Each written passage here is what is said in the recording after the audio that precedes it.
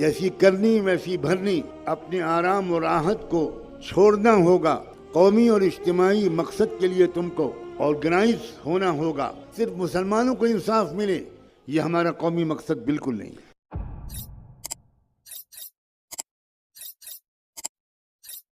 ہمارے سامنے دنیا میں ایسی قومیں ہیں جنہوں نے اپنا ایک اجتماعی مقصد بنایا، بہت تھوڑی تعداد میں لوگوں نے ان کا ساتھ دینا شروع کیا، اس لیے کہ وہ بھی کئی صدی ایسی گزار چکے تھے جیسی آج ہم گزار رہے ہیں۔ اس قوم کے لوگ بھی اپنے اپنی انفرادی دنیا میں مست ہو گئے تھے، لیکن 100 سال پہلے کی بات ہے، میں بالکل متعین طور پر کہنے کی کوشش کر رہا ہوں، صرف 100 سال پہلے دنیا کی 2 قوموں نے، ان قوموں کی ایک تھوڑی تعداد نے یہ فیصلہ کیا کہ اب ہم اپنے ایک اجتماعی نصب العین کے لیے جئیں گے، اور وہ 2 قومیں 2 تھیں، ڈنکے کی چوٹ پر کہہ رہا ہوں، یہودی قوم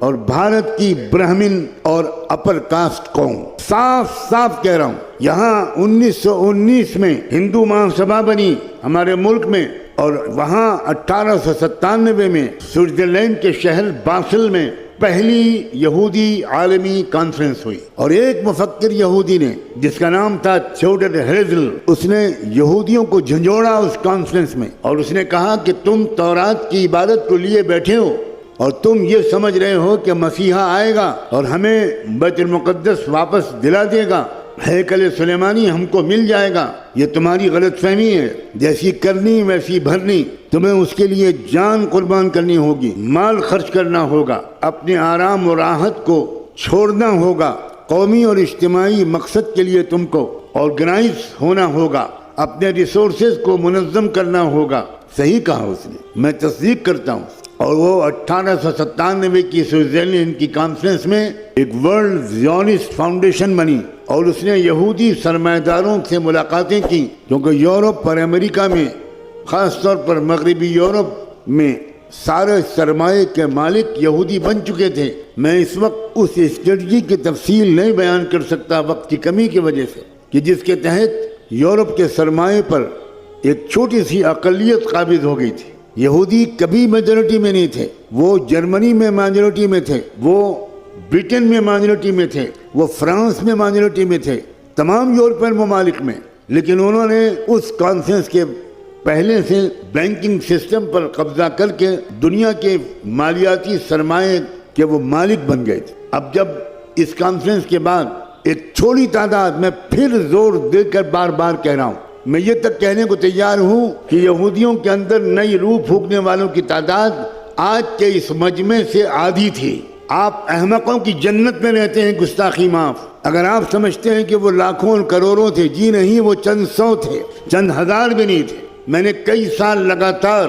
دنیا کی لائبریریوں میں بیٹھ کر، اسٹینفورڈ یونیورسٹی کے لائبریری میں، امریکہ کی 4-6 بڑی لائبریریوں میں، لندن کی برٹش لائبریری میں مہینوں یا ہفتوں بیٹھ کر اس پوری تاریخ کا مطالعہ کیا ہے۔ اسی لیے میں بہت یقین کے ساتھ کہہ رہا ہوں کہ وہ آپ کے اس مجمع کے آدھے سے بھی کم تھے جنہوں نے طے کیا کہ اب ہم کو اپنی بیوی کے لیے صرف نہیں جینا، اپنے بچوں کے لیے نہیں جینا، اپنی لگژریز کے لیے نہیں جینا، اپنی عیاشیوں کے لیے نہیں جینا، اب ہم کو اپنے اجتماعی مشن کے لیے جینا ہے۔ ہمیں کمانا بھی اسی کے لیے ہے اور خرچ بھی اسی پر زیادہ کرنا ہے۔ اسی طرح ہمارے ملک میں بھی جن لوگوں نے یہ طے کیا، وہی بالکل تقریباً 1919 کا 20ویں صدی کی شروعات تھی، ٹھیک اسی طرح یہاں بھی کچھ لوگوں نے طے کیا کہ یہ جو ہمارا حال ہوا ہے یہ اسی لیے ہوا ہے کہ ہم اپنے اجتماعی مشن کو بھول گئے، اپنے قومی مقصد کو بھول گئے، اور 100 سال کے اندر اندر وہ لوگ بھی اور یہ لوگ بھی،